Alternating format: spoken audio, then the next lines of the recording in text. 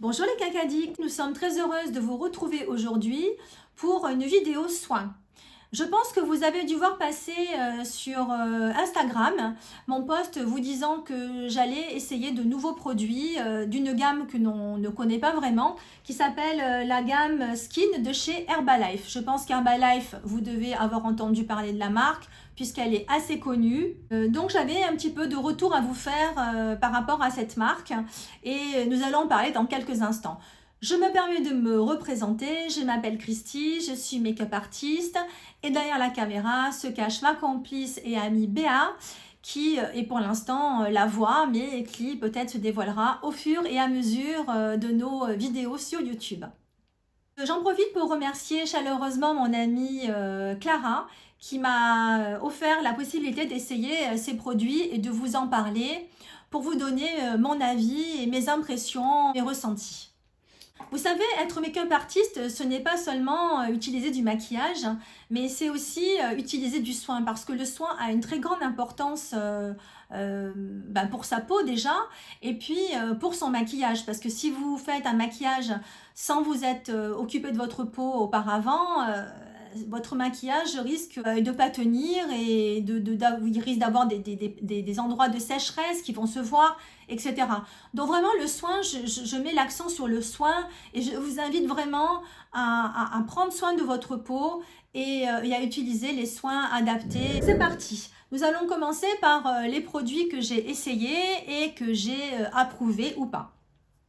Tout d'abord, je vais vous parler un petit peu de la gamme. C'est une gamme à base de 25 actifs végétaux et vitamines, dont notamment l'aloe vera. L'aloe vera, c'est un produit, enfin un actif naturel que vous devez connaître, qui est issu d'une plante et qui va avoir un effet ultra hydratant et repulpant, voire régénérant sur votre peau, puisque par exemple, si vous avez une brûlure, vous pouvez utiliser de l'aloe vera dessus et ça va bien régénérer, ça va vraiment soigner en profondeur votre brûlure. Donc c'est vraiment un actif que j'aime beaucoup. Vous avez également la vitamine B3 qui est la niacinamide, et cette niacinamide c'est un peu le couteau suisse on va dire des actifs, puisque c'est un actif qui va agir sur les peaux grasses, les peaux mixtes et même les peaux à problème avec des boutons, puisqu'elle va d'une part resserrer les pores et d'autre part elle va permettre un peu d'éliminer tout ce qu'on veut éliminer de pas très joli quand on a la peau mixte ou grasse. Mais la chose intéressante dans ce produit, et qui va être intéressante pour nous les quinquas, c'est que c'est un produit qui va agir sur la production de collagène. Et là, quand on dit oui, ça va aider à produire plus de collagène, tout de suite, ça m'intéresse, vous voyez. Je pense que vous vous demandez à quoi sert le collagène, mais je crois que la voix a quelques mots à nous dire là-dessus. Le collagène, c'est une fibre de maintien de la peau, un petit peu comme l'élastine. Si avec le temps, évidemment, on en fabrique moins, et c'est un petit peu comme un matelas qui aurait perdu un petit peu de ses ressorts. Donc la peau va automatiquement s'affaisser. Si on réactive la fabrication de collagène et d'élastine, automatiquement notre peau sera plus souple et elle sera repulpée en surface. Et les rides seront moins marquées, évidemment. Voilà, d'où l'importance de booster un petit peu sa production de collagène et d'utiliser de la niacinamide dans sa routine soin. Donc tous les produits en ont quasiment tous dans la gamme. Ça, c'est vraiment intéressant. Après, vous avez la vitamine C et la vitamine E qui sont donc deux vitamines antioxydantes. Et c'est vrai que les antioxydants, on en a grandement besoin. Car vous savez que les radicaux libres que nous envoie le soleil, hélas, abîment notre peau. Passons tout de suite à mes impressions et à mon avis sur les produits que j'ai testés. Ce que j'ai aimé également avec ces produits, c'est que vous allez avoir des numéros. Donc vous avez un numéro 1, numéro 2, etc. jusqu'au numéro 5. Et ça va vous permettre en un coup d'œil de vous repérer et de savoir à quel moment utiliser tel ou tel produit. Donc ça, c'est vraiment plutôt pratique. Après, j'ai bien aimé aussi les flacons qui sont ils sont sobres, ils sont assez jolis. Les produits sont dans des flacons airless blancs avec une pompe. Ça, c'est vraiment top parce que c'est super hygiénique. Donc très sobre, blanc, avec un sticker un petit peu pailleté, je ne sais pas si ça se voit à l'écran, pailleté, nacré, et un joli bouchon argenté. Et ça vraiment, dans une salle de bain, ça peut être très joli, ça peut faire une petite déco. Les produits sont également non testés sur les animaux, je pense que c'est vraiment utile de le préciser, et sont sans parabènes et sans sulfate. C'est vraiment top aussi. Parlons tout d'abord du premier produit que j'ai essayé, le nettoyant apaisant à l'aloe vera, donc le numéro 1. Ce nettoyant est très doux. J'ai été vraiment surprise par la douceur de ce nettoyant parce qu'il va vous faire déjà une jolie mousse. Je vous rassure tout de suite, c'est sans sulfate, ça je viens de vous le dire. Les ingrédients qui font mousser le produit sont à base d'origine végétale issue de la noix de coco. Et vraiment, c'est génial parce qu'on en met juste, vous voyez, une petite, voilà, un petit pois comme ceci. Et ça va faire une jolie mousse. Ça va se rincer facilement. Et ça va vous laisser la peau bien nettoyée. Ça va enlever les impuretés, bien entendu. Ça va vous permettre également de retirer le maquillage quand vous allez vous démaquiller le soir. Puisque moi je suis adepte de la technique du double nettoyage, c'est-à-dire que je me démaquille déjà avec une huile que je rince et ensuite je fais suivre par un produit moussant qui va enlever en fait les derniers résidus de maquillage, de pollution, de mon soin aussi, parce que vous savez, je vous ai dit que je mettais non je ne vous l'ai pas dit mais je vais vous le dire, je mets un soin avec une protection solaire. Donc ça enlève vraiment aussi les résidus de la protection solaire et ça vraiment pour ça c'est top. Donc vraiment je vous recommande ce produit. Il vaut je crois dans les 20 €, mais je vous remettrai tout ça dans la barre d'infos. Mais franchement c'est un produit chouchou, je l'ai vraiment adopté et on en met très peu donc il dure assez longtemps, franchement top. Vient ensuite l'utilisation du produit numéro 2 qui est une lotion... excusez-moi pour les petits yeux, mais j'ai du mal à lire. Une lotion tonique et revitalisante. C'est une lotion à base d'acide de fruits, de vitamine C, de vitamine E, d'aloe vera. Elle est infusée à l'aloe vera. Et ça, tout de suite, quand on l'utilise, elle se spray sur le visage. Ça sent bon les agrumes. Ça, tout de suite, c'est le côté tonique et bonne humeur du matin. Et ce que j'ai bien aimé, c'est qu'elle va vraiment avoir un côté très peps. Elle va resserrer les pores, puisque vous avez la niacinamide. Et elle va... voilà. Et elle va donner un teint très lumineux. Une chose très importante, c'est vraiment d'utiliser cette lotion et tout de suite, pendant que votre peau est encore humide, de faire passer le sérum qui suit. Pour terminer avec cette lotion, je suis un petit peu déçue tout de même par le 50 ml. C'est vraiment rikiki. Et c'est vrai que moi, les lotions, je suis habituée à en acheter qui font de 150 à 200 ml. Elles sont au même prix en plus.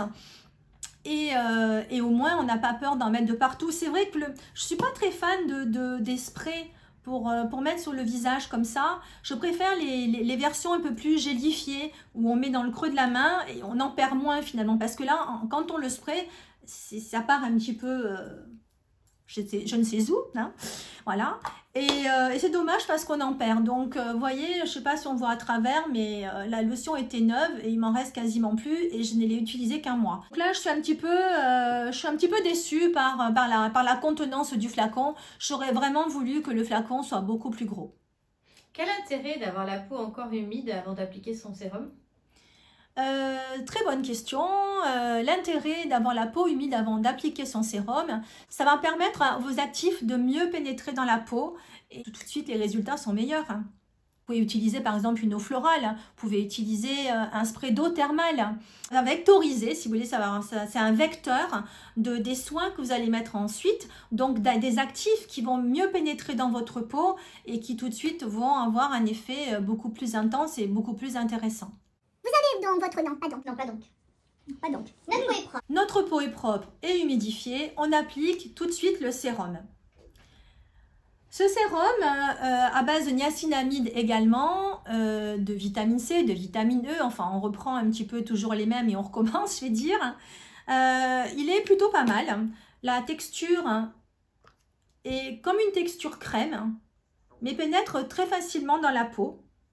Il suffit d'une petite, juste une pression pour faire tout l'ensemble du visage. Donc ça, c'est plutôt pas mal.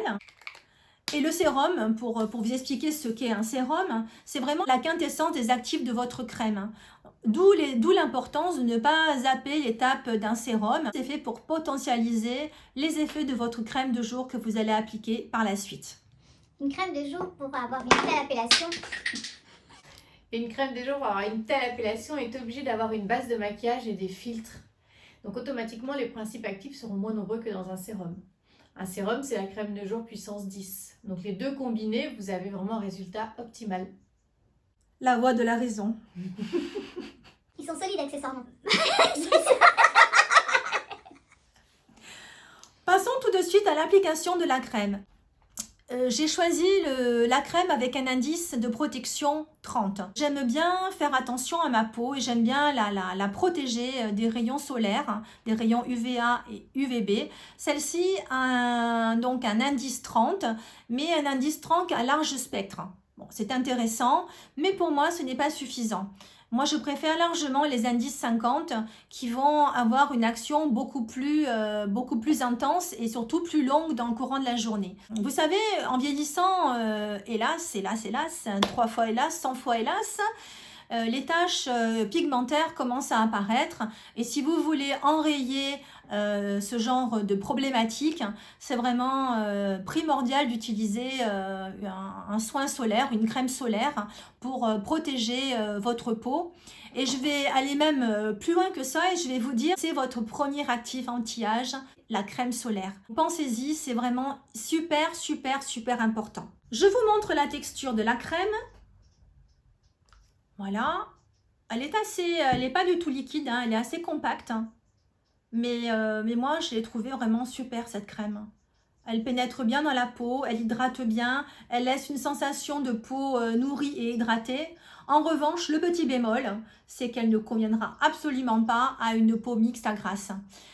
Là, les personnes qui vont utiliser ça, qui ont une peau mixte à grasse, elles vont briller comme des lucioles. Moi, je vous le dis, ça va pas être possible du tout. Hein. Non, franchement, c'est vraiment plus une crème pour peau normale à sèche qu'une crème pour peau mixte à grasse. Alors que la gamme se dit pour tout type de peau. Mais là, je suis franchement assez sceptique. Un autre produit que l'on met autour des yeux, celui-ci est le gel. Vous en avez deux pour les yeux en fait. Vous avez le gel et la crème. Le gel est préconisé pour le matin avec des actifs qui vont agir sur les cernes et sur les poches. Donc, je veux dire des actifs décongestionnants, notamment l'extrait de concombre qui va avoir un côté rafraîchissant. Il conseille de le mettre au frigo. Bon, franchement, j'ai pas essayé parce que le frigo en plein hiver, non, c'est pas possible. Là, non, ne me demandez pas ça, c'est impossible pour moi. Je suis trop frileuse pour ça. Je vous rappelle qu'on habite dans le Midi. Oui, mais il fait froid, il fait froid quand même. Bref, cette texture gel, je vous la montre. C'est pareil, ça pénètre rapidement dans la peau. En revanche, moi, en ce qui me concerne, donc il y a un effet mat hein, sur ce gel. Il n'y a pas du tout de matière grasse. Ça fera vraiment un effet mat plutôt intéressant pour certains types de peau.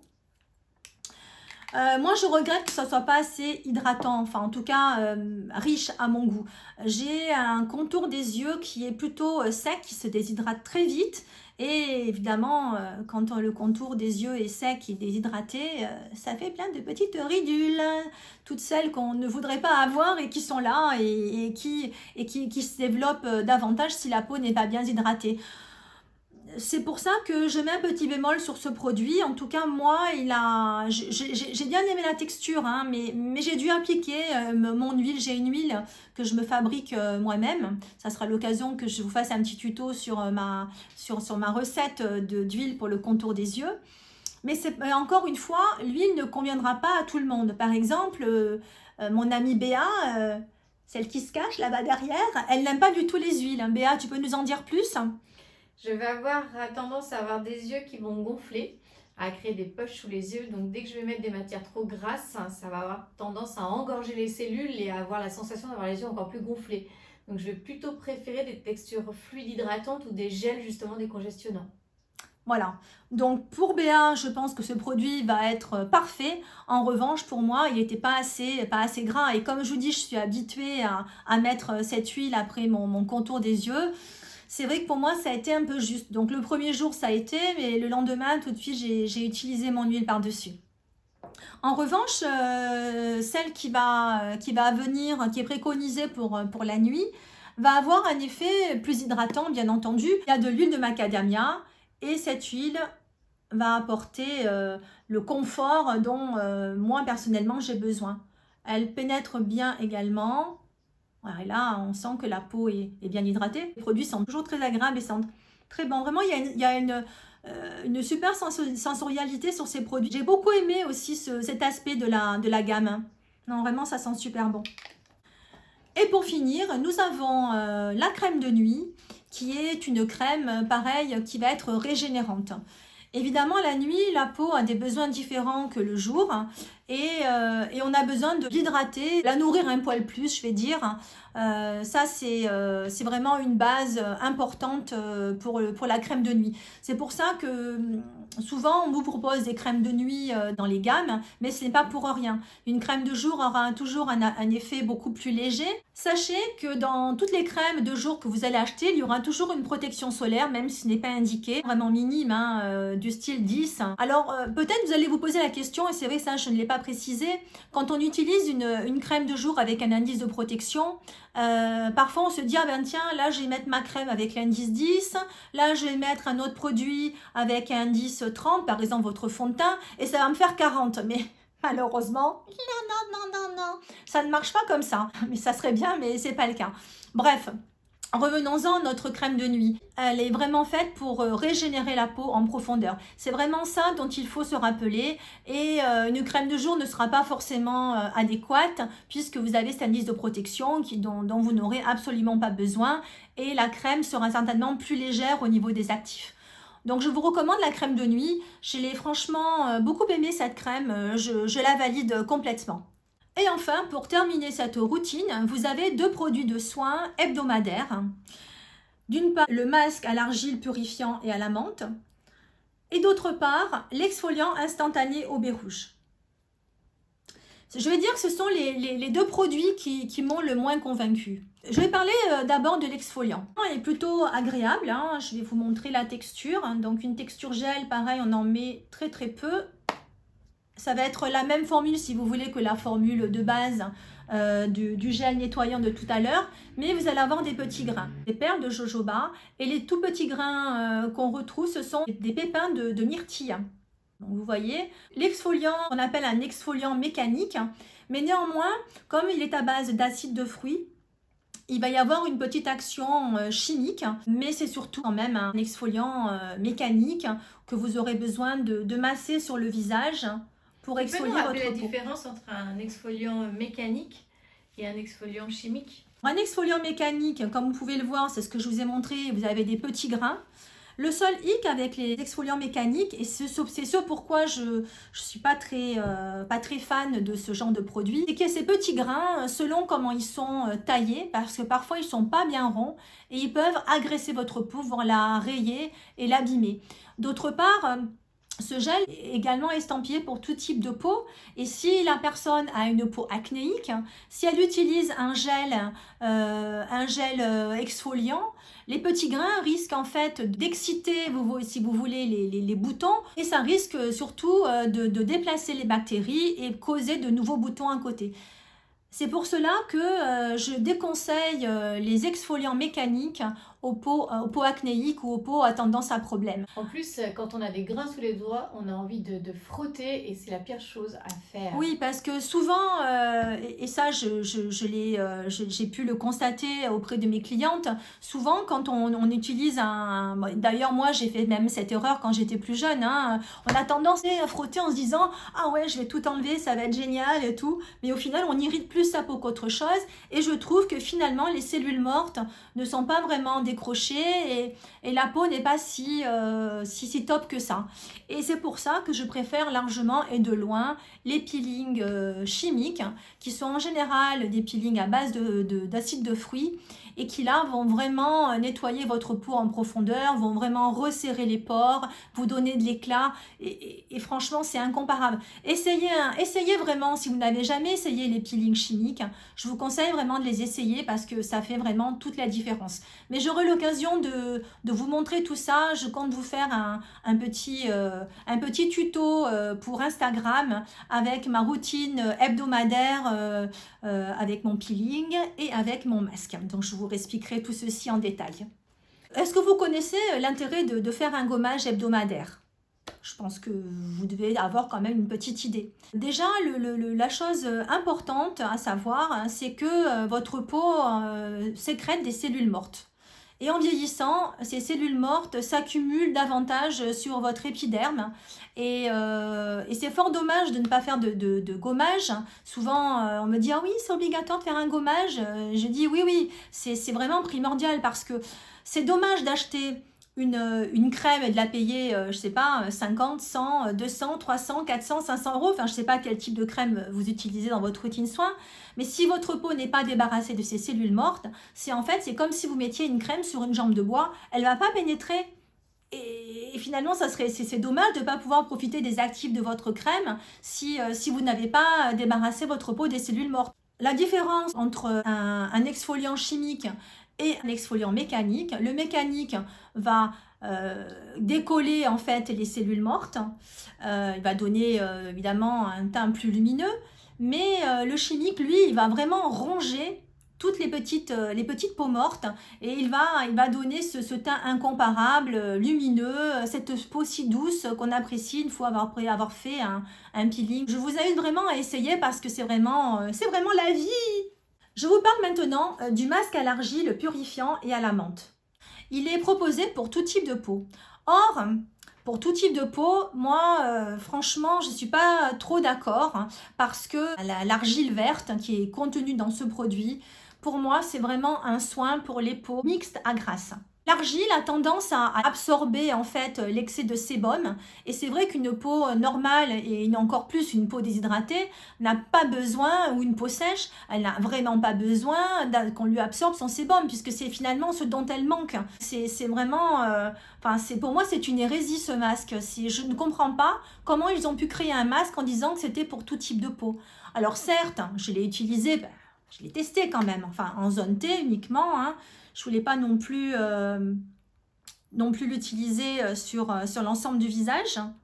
Puisque bon, la zone T, c'est toujours quand même une zone qui est un peu plus grasse, même si on a une peau normale. Hein, la peau est quand même un poil plus grasse. Enfin bon, c'est minime, mais...